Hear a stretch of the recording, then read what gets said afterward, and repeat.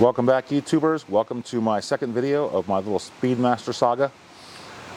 In the first video, if you watched my first video, I went into the valuation criteria for why I bought the Speedmaster, and you know that I bought this thing without having test ridden it, without having ridden any cruisers. First time on Ford controls. You also know that I've been riding sports bikes for 30, 40 years, so I have a lot of riding proficiency, but only on sports bikes, never on a bike like this. So this video, I'm going to cover the things that jumped out at me. It's not a Speedmaster review, although we will be reviewing a lot of the characteristics that jumped out at me, nor is it a comparison between sports bikes and cruisers. There's a lot of videos out there of cruisers versus sports bikes, higher speed, higher torque, supposed comfort, less comfort, longer rake angles so you get that touring stability versus steeper rake angles so you get the added agility and the ability to maneuver. This is more of a damn I didn't see it coming type video. So I hope you enjoy it. Now if you're a cruiser rider, you might be thinking, I'm not going to learn anything from this because I've been riding cruisers my entire life. Maybe, but if you're a cruiser guy going to a sports bike, you can kind of reverse engineer these wow factors. It might give you a few things to consider if you're thinking about transitioning from one style to another. So with that, let's get started.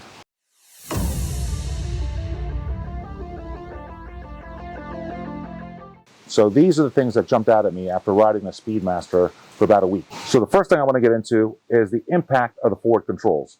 That was a biggie. Now the guy at the dealership, his name was Curtis, the sales rep, after explaining my background in motorcycles and what I've been riding for the last 30, 40 years, he warned me that I would have a little bit of an adjustment period to the Ford controls if I've never ridden on Ford controls before. In my arrogance, I was thinking, how hard could it be? I think I envisioned me leaving the dealership like Arnold Schwarzenegger on the Fat Boy in Terminator 2. On the day I was born. The reality of the situation was completely different. So riding this thing home, almost like a duck in water. From the top, everything looked fine with the clutch and the throttle, but from the bottom, my feet were all over the place. It was a freaking circus down there, just all kinds of nonsense happening that first day on the way home. For some reason, I don't know, I don't really have a great explanation. There's two things that jumped out at me. One, as I was approaching the lights or approaching a stop sign or approaching any kind of stop sign, for some reason my feet started coming down early. Way too early. So I almost by the time I got the last 2 feet, 3 feet, not very far, I was waddling it, or whatever you want to call it, where you put your feet down, you kind of take a couple steps. I don't do that on my sports bike. My sports bike, stop, boom, drop my feet. The other one that took me 2 or 3 days to really get comfortable with was finding the freaking controls on the front. Every time I took off, on the way home from the dealership, I think literally it was every single time I went to go take off, it was always a takeoff where I was constantly looking for the actual controls. As a matter of fact, I think it was the second day. I have not stalled a bike probably since I was 15. It's been a long time. Actually, technically, I didn't stall this bike either, sort of. Anyway, I was at light, and I guess I was feeling a little bit more comfortable, a little bit more relaxed on the bike. I wasn't paying attention, and the light turned green. I'm a couple cars behind, and I go to put my foot down, and I did it by reflex. On my sports bike, I just normally put my legs straight down, look for the peg. Well, on the cruiser, the pegs aren't there. But you know what is there? The kickstand. You know what happens when you drop the kickstand when you're in first gear on the Speedmaster? It kills the engine. So light turns green, blam! I kill the engine. I'm like, crap! I hadn't read the instruction manual at this point. So I'm like, okay, what the hell did I just do? Why did I just turn this bike off? I'm quick. That's another thing too. You have to have the clutch in, and you cannot start this bike in first gear. You have to have it in neutral. Lesson learned, read the freaking instruction manual on your bike before you actually take it home to prevent nonsense like that. Again, it wasn't a dangerous situation. It's kind of like a rookie mistake, so I thought that was kind of funny. The other thing that jumped out at me with Ford controls that I didn't take into account was the suspension and seating aspect of the ride. On the sports bike, when you're going to hit something, when you know you're going to hit something, you can kind of use your legs as body suspension, if you will, to absorb the hit. So almost like if you were on a dirt bike, right? You can kind of do that because you're using mids or slightly bent back, and you have leverage on the actual pegs. On a Ford control cruiser, that's gone. If you can't avoid that pothole or you can't avoid that bump, you are going to feel it. You can't use your legs as added suspension to get your butt off the seat so you're not, hitting something when the bike bounces. You're at the mercy of the seat and adjusting the suspension. So that was another biggie. And now I understand why it's so important for people who ride cruisers to have a comfortable seat, because you are at the mercy of the seat. There is no avoiding it. You're not going to be able to get your butt off the seat. You got to brace for that impact. All right, the next thing I want to talk about is seat height on these things. So in doing all my research, I already knew these things were going to have lower seat heights. The Speedmaster, ironically, is one of the taller ones. I think the Speedmaster is like 27.8, let's just say 28 inches. The Harley Fat Bobs, Street Bobs, Fat Boys, Street Glides, I think are around 26.5 or something like that. And then you have like the Indian Scouts, which is like 25 inches or something like that. It's much lower. There's almost like a 3-inch difference between the Scout and this.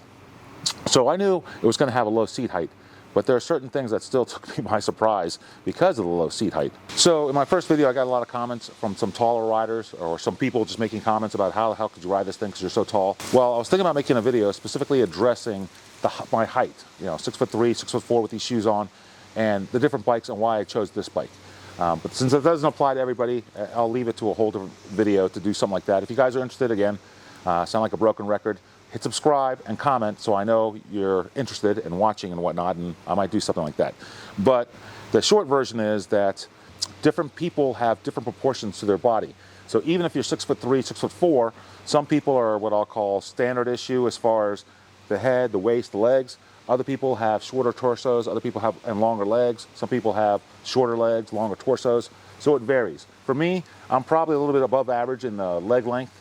So for me, a lot of the issues associated with bikes and tall riders are in the legs. So if I mount this thing, it's pretty comfortable for me.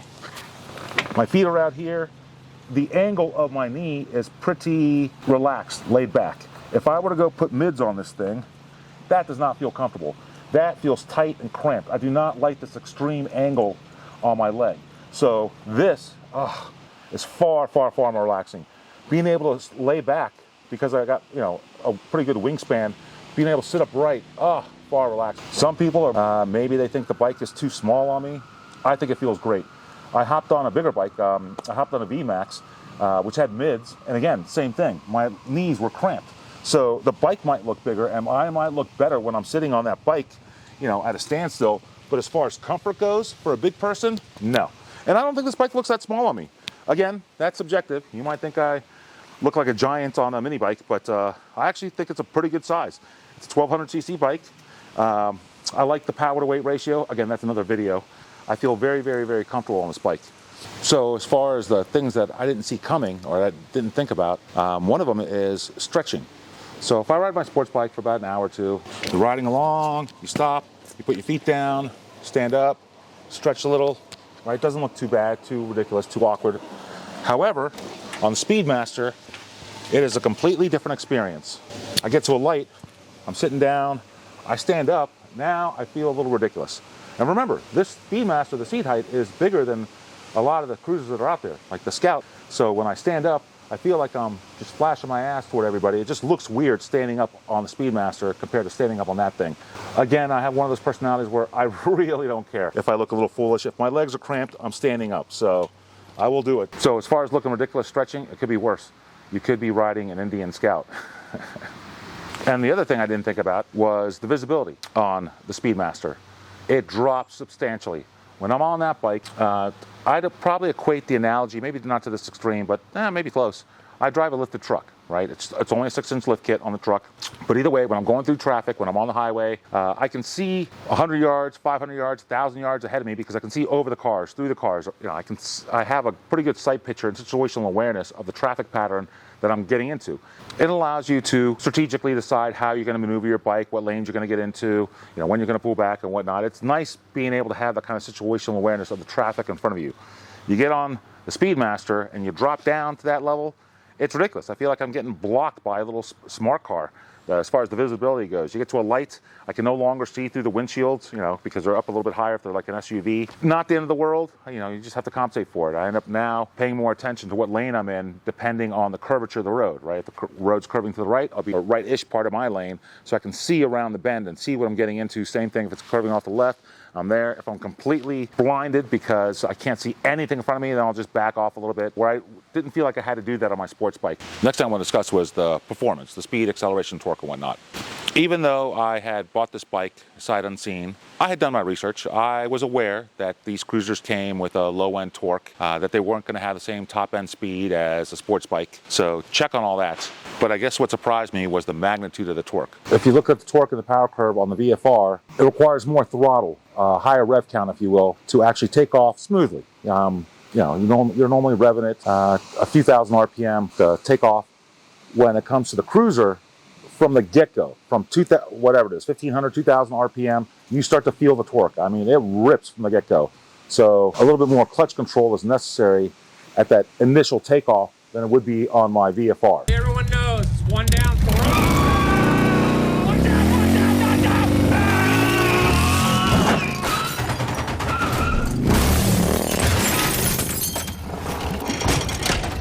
Now, was it scary? No. But it definitely took me by surprise. Again, if you've never ridden one of these, when you do the test drive, just be prepared for that. If you are an experienced rider and you have a certain amount of proficiency with the clutch and throttle control, you'll be able to handle it just fine. If you look at the torque and power curves on sports bikes, I mean, they basically ramp up.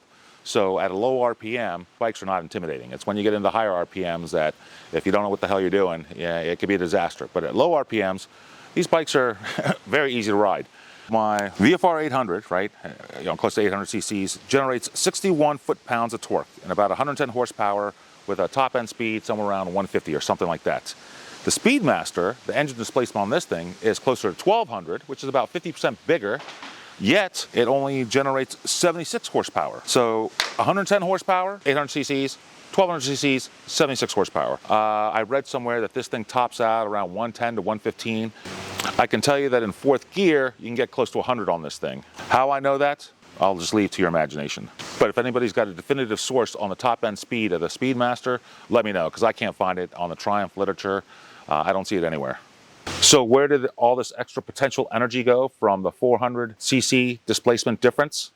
Apparently, it went into the torque, and you can feel it. Ludicrous speed, go!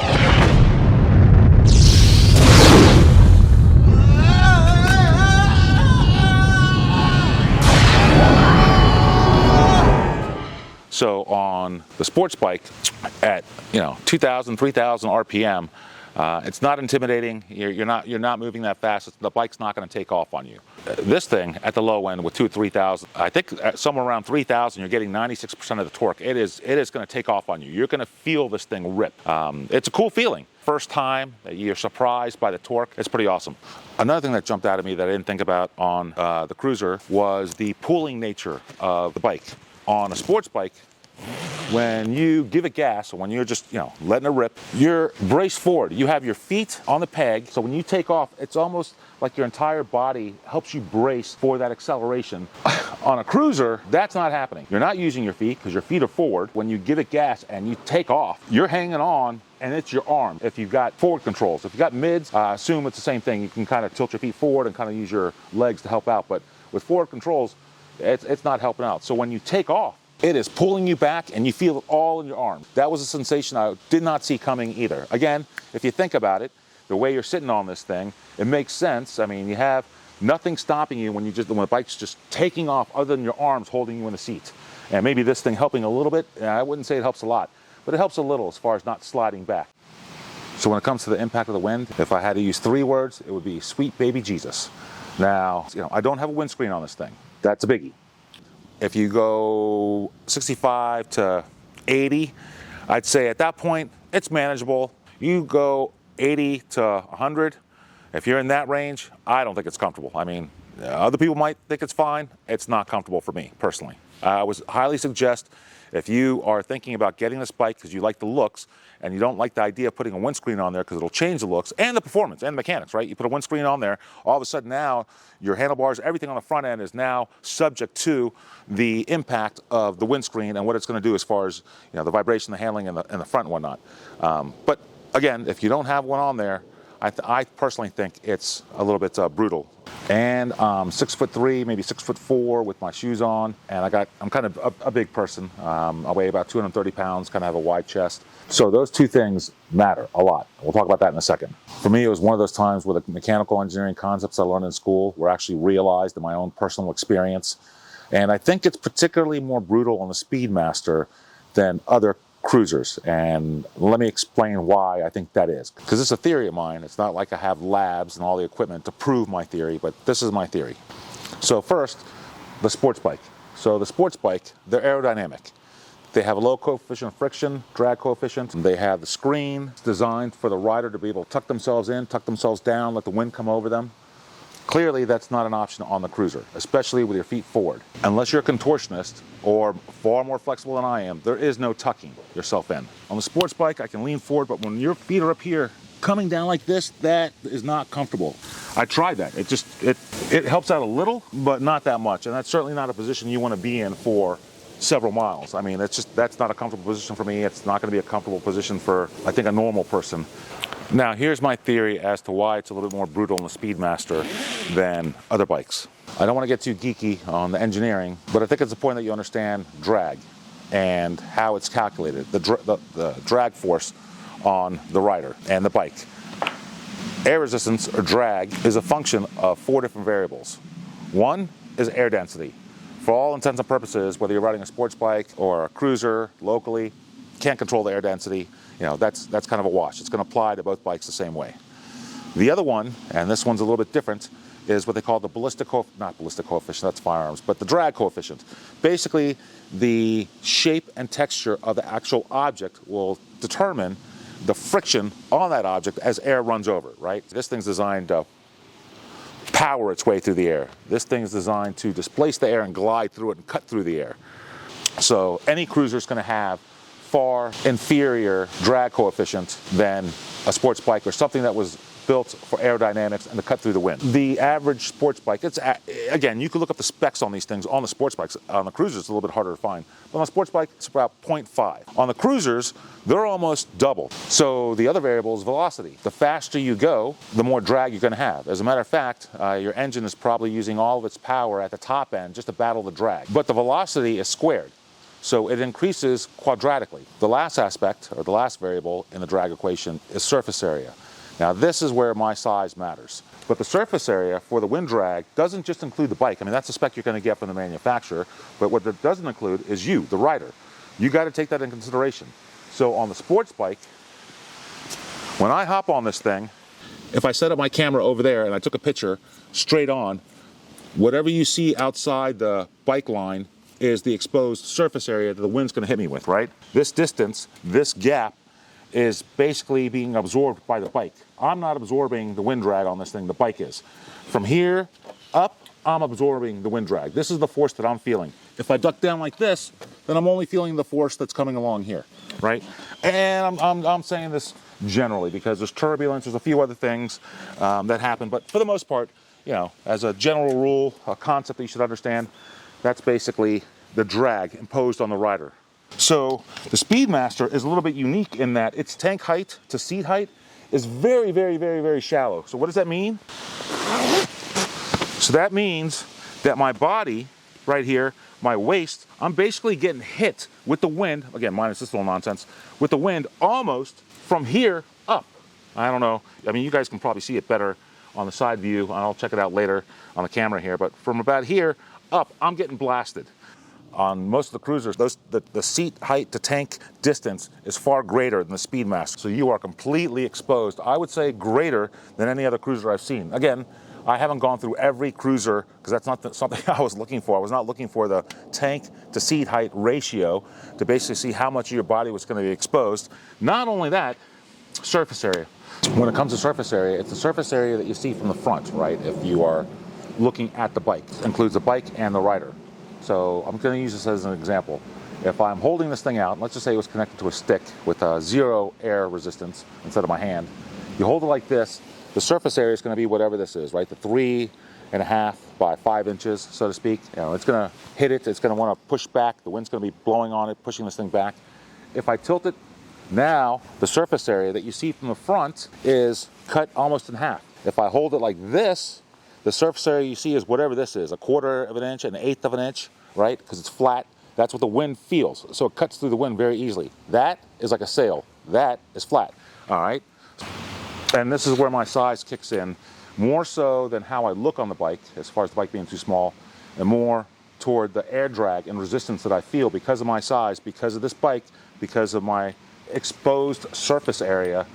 It is particularly brutal on me. If you are 5'5", or if you're a shorter guy, if you're a midget, actually vertically challenged, whatever the politically correct term is, you might be fine. You're not going to feel it as great. So when the wind is pushing you down into the seat, it's compressing your spine. After a while, you start to feel it.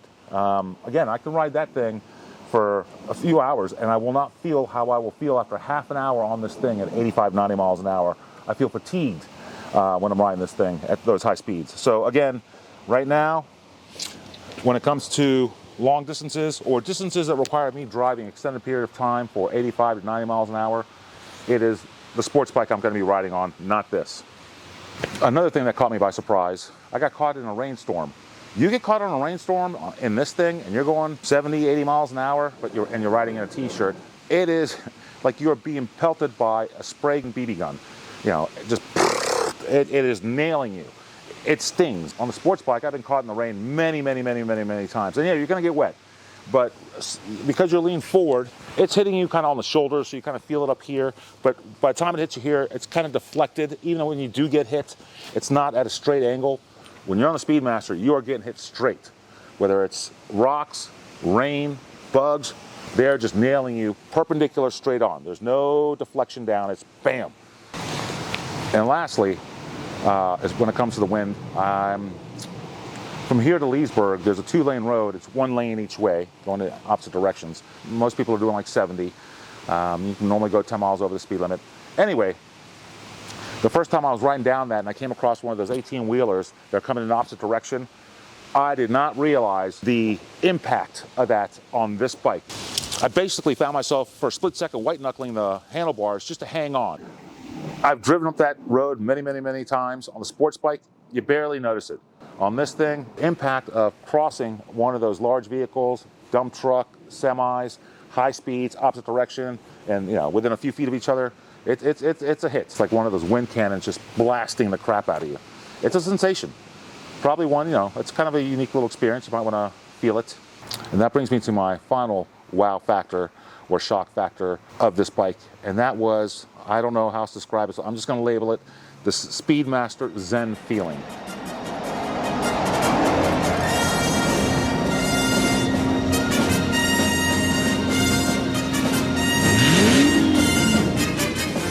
When I got the Speedmaster, I was expecting a more relaxed, laid-back, comfortable riding experience.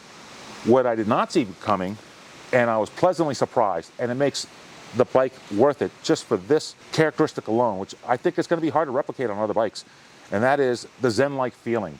The feeling of being chilled, relaxed.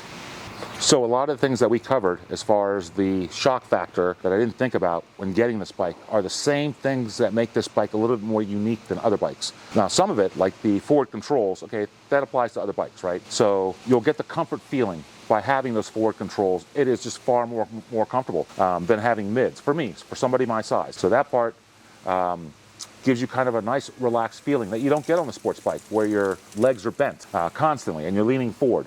On the sports bike, because you're leaning forward and your natural head, vertical head placement is kind of looking down, I began to realize I'm looking at the ground, which is probably safer, but you're looking at the ground. Yeah, you can look up and kind of see around, but you're kind of focused in an attack position looking at the road. When you're sitting on this thing, because you're leaned back, I don't even see the ground as close up as I would on my sports bike, and I'm kind of just looking around. Again, this is probably a characteristic of the Speedmaster more so than other cruisers because, as we discussed, the seat-to-tank ratio, because it's so low, everything above your waist level, your belly button level, is just wide freaking open. You're not even really paying attention to the bike. You're just kind of paying attention to the surroundings. It gives you more of a serenity now, Zen-like feeling. It's far more laid back. I fear that if I put a windscreen on there, it's going to change that perspective. It's going to change that openness, the view, you know. And even if I had a clean one on here, which it won't be here in Virginia, it'll be covered in bugs anywhere from April to October, it changes the feeling. I think it would change the feeling anyway. I don't know that for sure because I'm not putting a windscreen on here. But from what I've seen, yeah, I don't think I want a windscreen on this thing.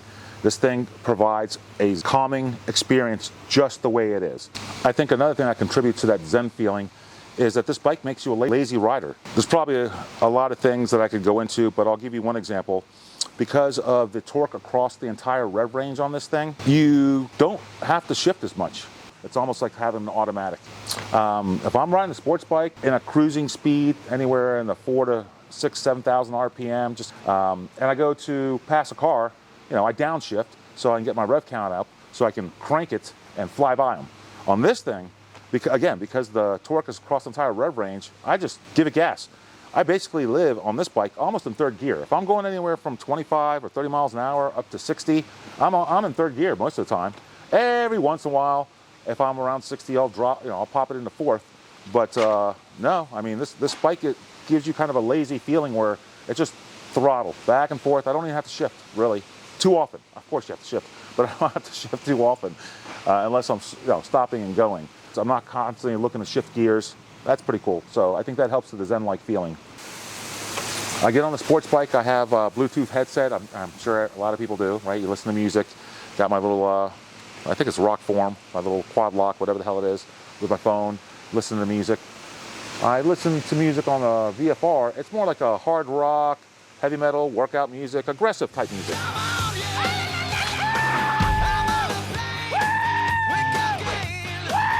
I get on this bike and I'm listening to more like Pink Floyd, America, Bob Dylan.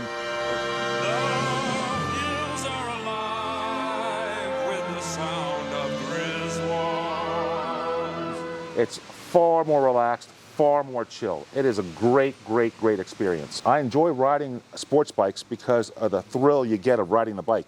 This gives you more of the thrill of being outdoors on a bike, if that makes sense. I highly recommend, if you're looking for that kind of experience in a cruiser, that you at least go check out the Speedmaster. Again, different people want cruisers for different reasons. My first video, I went into why I wanted a cruiser, but I was pleasantly surprised at when I was not expecting that Zen-like feeling on this cruiser. It gave me the comfort, it gave me the relaxation, but that Zen-like feeling, just being able to produce that feeling to calm yourself. If you're having kind of a weird day, you just go out, hop on the bike. It's pretty cool. So those are the things that jumped out at me. I will say that if you are thinking about going from a sports bike to a cruiser and you've test ridden it and you feel awkward and you feel uncomfortable with the forward controls, it doesn't feel natural, all I can tell you is from my experience, it, just like the guy said at the shop, the sales rep, it takes a few days, but it won't be long. I mean, I'd say if you ride that thing within the first 100 miles, it'll feel natural. You'll go from searching for the foot pegs all the time to just popping your feet up and taking off. Well, I guess maybe you should give it gas first and then pop your feet up. But either way, it'll be a fluid motion. And like I said, if you want to feel better about yourself going from a sports bike to a cruiser, subscribe and let me know if you want me to post the raw footage. I could probably condense it down. You don't want to watch 45 minutes, but I could probably drop it down like 10 minutes just to give you an idea of my experience driving this thing home, having never been on a cruiser or test driving any cruiser. Just hopping on this thing, and it's kind of funny. I thought it was kind of funny. I looked back when I was watching the video going, holy crap, because now it just feels natural. But again, day one, that first day, that ride home, not great. And if you guys are interested, let me know. Again, one of the ideas that I had is possibly doing a review of the Speedmaster, and little by little I'm writing down all my notes so I can collect them all and put them into a video. Again, if people start subscribing, I think I have a couple hundred subscribers as of today. If I get a few thousand, definitely doing the reviews. There are a list of things. Triumph is going to be pissed when I go over these things. What I'll consider to be faults of the bike or cons of the bike. Nothing that would change me from wanting this bike. Let me just throw that out there right now. It's not something that I'm like, oh man, had I known this, I would never have gotten this bike. No, but it's something I plan to zing Triumph on. Also, I'm new to this whole YouTube channel thing. I don't know exactly what I'm doing here. I don't have a crew. I'm not sponsored. I think I mentioned that in my first video also. I mentioned a couple more times. But either way, if you're interested in watching the first video on why I chose this thing, if this worked out, there should be a little box or something somewhere right next to me on either one of these sides. But you can click on that and see my first video on why I chose the thing, so you don't think I'm crazy for having bought a bike without having test driven it first. So with that, peace out from Virginia. Thanks for watching.